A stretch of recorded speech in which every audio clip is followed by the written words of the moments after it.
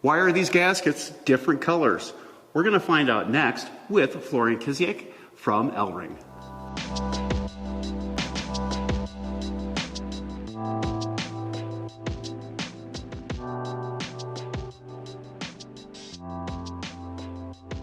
So, Florian, different gaskets, different colors.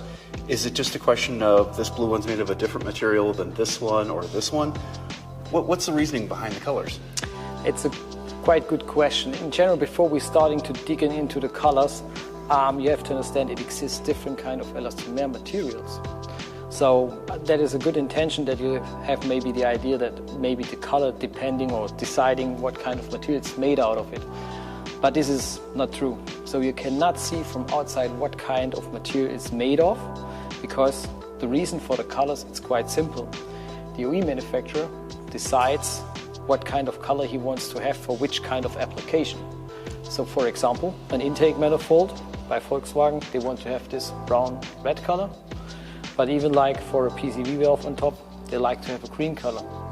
So from outside you can really not see what kind of material is this made of. It's just a question, it's a pigment, that's it. Yeah, that's it.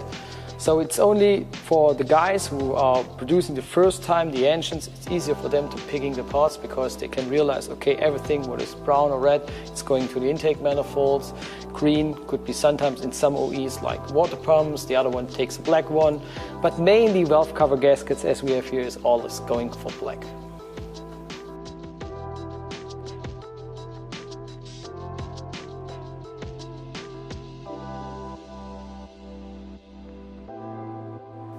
Okay, so the color's inconsequential when you're replacing it.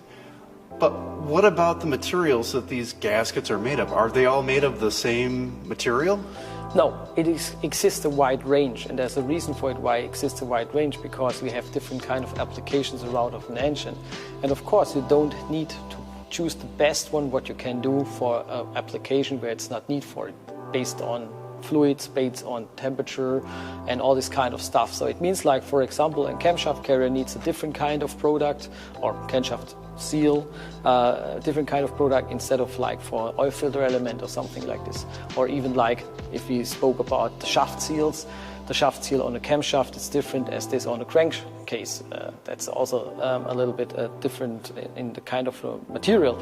And what kind of material does it exist? There's like a quality range. We're starting with an NBR. There's like some rubber material, and then it goes step by step, increasing by temperature and also fluid resistance. That means also then the next step is an HNBR, and then we're coming to an FMQ, ACM, that's like a silicon stuff, like in that kind of a way. And then we're coming to the best elastomer material, what you will find, that's an FPM or FKM, named it, depending a little bit which region around the world.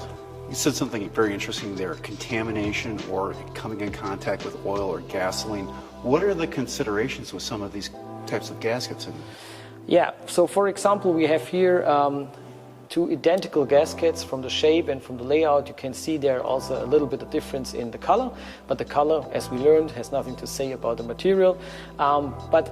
This is an example out of the BMW world.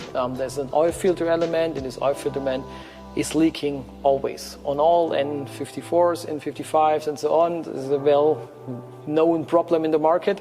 And in the beginning, the BMW choosing the HNBR material. Okay. And the HNBR material is quite a good material, but it's not suitable for this kind of application because we have different kind of temperatures. We have a high stress potential on that kind of oil filter element, and that is the reason why they're all failing and they start with leaking. That's a typical thing. But we found it out, and we found a solution for it, that we have to choose an FPM, FKM material, and this is high heat resistance going up to 200 degrees Celsius, and the 200 degrees Celsius is really made also against the oil and resistance against the oil, all this kind of stuff. And if you install an FPM material instead of the HNBR, the problem is solved. So this is 200 degrees Celsius, yeah. And the original one was like around 160? Yes. Wow. And this also applies to other gaskets. These are two from BMW? Yeah, these are for the both same identical elements. So they have two gaskets on that kind of oil filter element. So that means, like, if you replace them to the FPM, then the problem is solved. By the way, Both gaskets has also a reference to BMW original number, so it means like you will find both of them. Why do we still have the HNBR, which can also or will lead to some leaking in the future? Because some guys outside the world want to have the identical part number as BMW was written from the beginning on. And that's the reason why we also still have this in our range. Of course, we have also their notification inside in our catalog. Please check. There's also an alternative product which is linked to the other product number. That has a whole lot better performance. Exactly.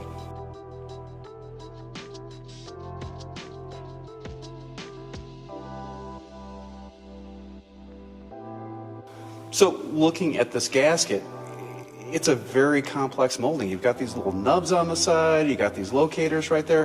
What does that do? There's a reason for it, because it's not only a flat gasket which is filling up more or less like the negative shape. No, there's a well design behind them, because from the beginning on you have to understand any kind of elastomer gasket works by the flexibility, the softness of the gasket. So this is the main purpose, and you have to understand mainly this kind of gaskets are used plastic to metal surfaces. So this is the right sealing solution for this kind of application. Oftentimes also you will find this in some aluminium elements against aluminium. It's working also quite well and fine, but mainly for plastic parts. But now coming back to your question, why do we have this nice layout and even the design with the spacer elements out of the side? Because the gasket needs space to work in a proper way. Because what is the purpose? We have, for example, here a metal surface, and on top we have a plastic part.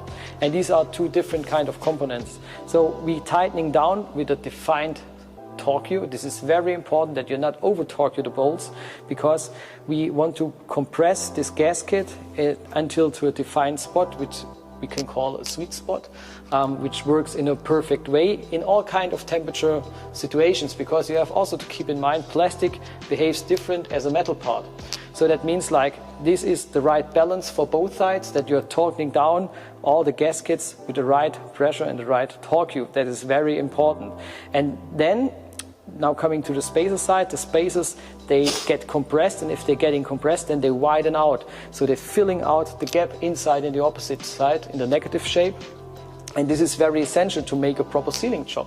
Without this kind of spacer, it will not work in a good way. That is the reason, if you take a detailed view here on, even like here on the valve cover, there's the spacer, we're tightening it down, and then we have here some bolts, they are on defined spots, and if we're tightening it down here, then we have the right pressure next to the bolt, which can following the right pressure until we have the next bolt. So for example, if we over tighten the bolts, then we have here a high pressure impact on that two spots, but then we're reducing the pressure here on that side, and this is something what is not good to do. Okay, I'm a technician, I want to do this job so it doesn't come back, so I don't have to work on it again. I'm going to put some RTV around this gap to make sure it seals the way I think it should. Is that a bad idea?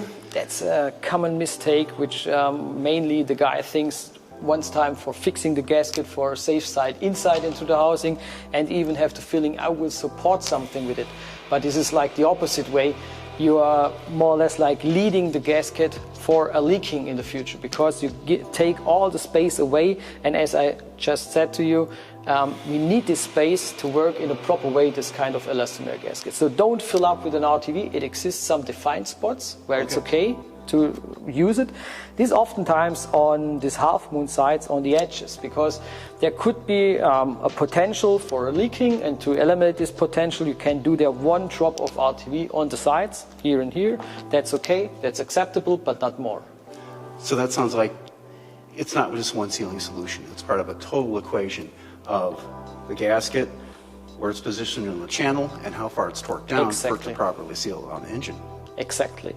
And also keep in mind, this is not made forever, this elastomer material. We have also a rough defined lifetime. This doesn't matter about the mileage, but as older the material gets, as harder it gets. And if it's getting too hard, then we're losing the flexibility out of the material. And if the flexibility is gone, then we also start with a leaking potential. So that is the reason, roughly like over the thumb, 10 years, after 10 years, it's getting hard, this material, you have to replace to a new elastomer gasket. Let's talk about O-rings, because we're seeing a lot more of those on engines, sealing up either pipes, even an oil filter housing. Is there any considerations a technician should have when they're installing these, just to make sure that they don't damage them during part of the install? So, of course, you have to be very careful about the O-rings, especially if you take a screwdriver or something like this with sharp edges. This is something what you should avoid, that you're not taking anything what you will destroy the surface sealing side. So in the end, what it's okay, you can use a little bit of lubrication. It means slightly grease. It's quite fine that it goes smoother over any kind of surface to avoid any kind of abrasive outside damages on the surface. This is something what you really should avoid if you put this over a shaft or even like injector elements or wherever it's located. Yeah. Exactly. This is also for the fuel pump, so be patient to that kind of gasket, that it's not overstretching and even not destroying the edges outside, especially if you put the part back into the body part. Any other installation tips? Of course, because if we take a focus on the valve cover is, has a lot of bolts here around, and there is always a little bit a surprise if you tell somebody you have not to start here and go clockwise or anti-clockwise around. Nowadays it's recommended to go with a cross pattern here. For example, there's a BMW valve cover, but I will also recommend always check the manual from the OE, what is recommended to how to tighten up the bolts. And very important is, if there is a sequence necessary, go with the sequence and fulfill the Newton meters, like the foot-pounds or Newton meters, doesn't matter, which is more suitable for you. Don't over-torque the bolts. And keep in mind, nowadays it is very less pressure necessary. So if we talk here about 9 Newton meters or 6.6 foot-points, that means this is very small. And oftentimes guy thinks I use my impact drill and drilling everything down. That is the wrong way to do. Avoid this kind of situation.